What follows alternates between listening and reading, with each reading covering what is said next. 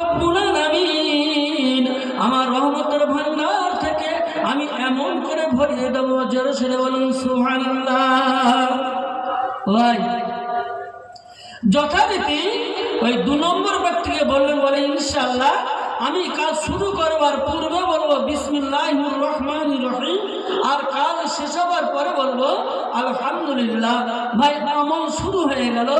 আমল শুরু হয়ে যাওয়ার সঙ্গে সঙ্গে দেখতে পাওয়া গেল বেশ কিছুদিনের মধ্যে ওই ব্যক্তি ধনাঢ্য ব্যক্তি হয়ে গেল। আর একটু জোরে সরে বলুন সুবহানাল্লাহ সুবহানাল্লাহ। প্যারে হাজরিনে মজলিস, দেখতে পাওয়া গেল ওই ব্যক্তির কাছে আল্লাহর ওই ওয়াজ নসিহতটা যখন বড় চলে আসছেন বৃদ্ধ মহিলার কাছে, বৃদ্ধ মহিলাকে লক্ষ্য করে বললেন যে হে নবী মুসা, তুমি আমার কথাটা আল্লাহ পাকের দরবারে বলেছিলে কি? ওই সময় নবী মুসা আলাইহিস সালাতু সালাম বললেন, বুড়িমা আমি আল্লাহ পাকের দরবারে বলেছিলাম, তবে আল্লাহ পাকের যে তুমি প্রশংসা করো, হামদ তারিফ করো, এইটা যদি তুমি একটু কম করতে পারো তাহলে আল্লাহ পাক তোমাকে বরকত কমিয়ে দেবে। বুড়িমা বললেন, নবী মুসা আমি এটা পারবো না, কারণ আমার আমলের জিন্দেগি তৈরি হয়েছে। ভাই আমার বলার উদ্দেশ্য হচ্ছে, আমরা মার্কেটে যাই, বাজারে থাকি, আর ঘরে থেকে যা কিছু খাই বিসমিল্লাহি ওয়ালা বারাকাতিল্লাহ, এই দোয়াটাও যদি আমি আপনি পড়তে না পারি তাহলে কেবল শুরু করব বিসমিল্লাহির রহমানির রহিম। আমি মাঠে কাজ করব, কেবল শুরু করব বিসমিল্লাহির রহমানির রহিম। কাজ শেষ হয়ে গেল, আমার জবান দিয়ে বাইর করব আলহামদুলিল্লাহ, আমার আল্লাহ বড় খুশি হয়ে যাবে। এই আমলটা যদি আমি আপনি করতে পারি ভাই, তাহলে আমার আপনার বন্ধন দেওয়া লাগবে না, বলো ভাই। হ্যাঁ, বন্ধন মেয়ের বিয়ে হচ্ছে না, বন্ধনের টাকা লাগবে, জমি বন্ধক রাখবে, সুদ ও ঘুষ কোনো বাদ বিচার নাই। ভাই আমার বাপজান আমার, এই সুদ খাওয়া সুদ দেওয়া অত্যন্ত কঠিন গুনাহের কাজ। রাসূল পাক সাল্লাল্লাহু আলাইহি সাল্লাম জানিয়ে দিয়েছেন, সুদ যিনি খান এবং সুদ যিনি দেন, এই সুদ করে নিম্নতম গুনাহ হলো সে যেন তার মায়ের সঙ্গে জিনা করলো। সকলে বলুন নাউযুবিল্লাহি মিন যালিক। কোন কথা নাকি আমি বলেছি ভাই? প্যারা নবী হুজুর সাল্লাল্লাহু আলাইহি সাল্লাম বলেছেন। আর বড় গুনাহ হলো ওই ব্যক্তি যেন আল্লাহর সঙ্গে যুদ্ধ ঘোষণা করলো। ভাবতে পারেন ভাই আমার, তাহলে আমাকে আপনাকে সুদ খেতেও হবে না, সুদখোর হতেও হবে না। আমি আপনি যদি কেবল 5 ওয়াক্তের নামাজ, আল্লাহর হুকুমের নামাজটা যথাসময়ে আদায় করব, আমি সকালে মানে যাব, আমি বিসমারি আর পাটলি আর পটল নিরানো কাজ করে যাই করি না কেন, শুরু করব বিসমিল্লাহির রহমানির রহিম বলে। আমি যতক্ষণ কাজের মধ্যে থাকবো ততক্ষণ আমার আপনার নামায় আমলে এমন করে ইবাদতের সব আল্লাহ পাক লিখতে থাকবেন, আল্লাহর মালায়েকা ফেরেশতারা লিখতে থাকবেন। এর জোরে সরে বলুন সুবহানাল্লাহ সুবহানাল্লাহ। আর যতক্ষণ আমার কাজ শেষ হয়ে গেল কেবল বলবো আলহামদুলিল্লাহ, আল্লাহ সমস্ত প্রশংসা আল্লাহ তোমার।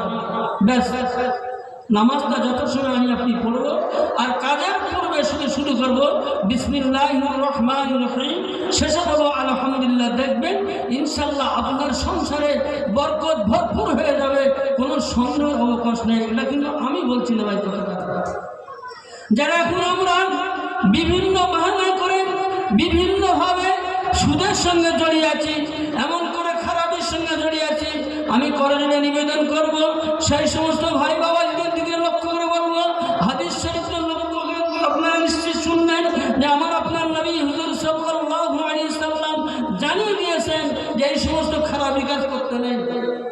ভাই আমার ছোট্ট একটি কথা বলে নিশ্চিত আপনারা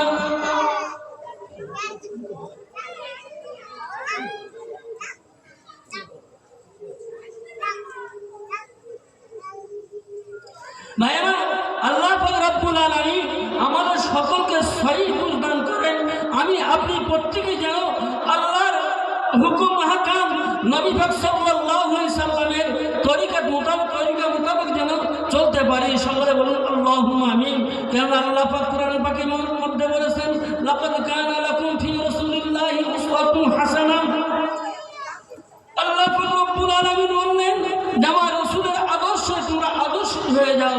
রাসূলের যেভাবে চলেছে তার চাল চলন, কথাবার্তা, খাওয়া পড়া এবং আচার আচরণ যেভাবে করেছেন সেইভাবে আমার আপনার জীবনটা অতিবাহিত করতে হবে।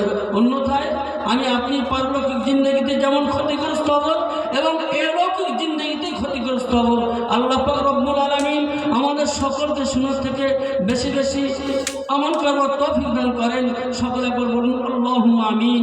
ওয়া আখিরু দাওয়ানা আলহামদুলিল্লাহি রাব্বিল আলামিন। ভাই আমার, এখন আপনাদের খেদমতে ওয়াজ নসিহত করবেন আমারই ভাই মিরপাড়া জামে মসজিদের সুযোগ্য ইমাম জনাব হযরত মাওলানা রফিজউদ্দিন সাহেব।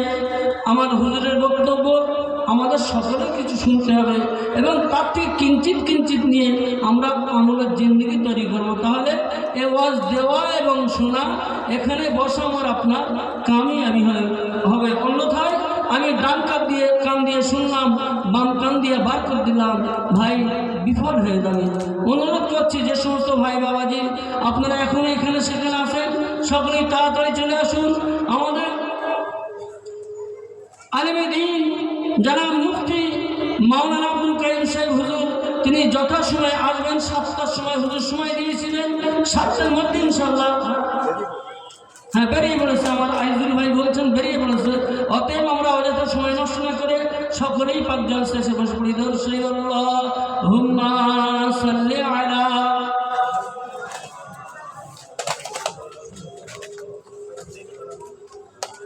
তুমি রেকর্ডিং করবা? কি কাট আছে অনুমোদন কাট আছে?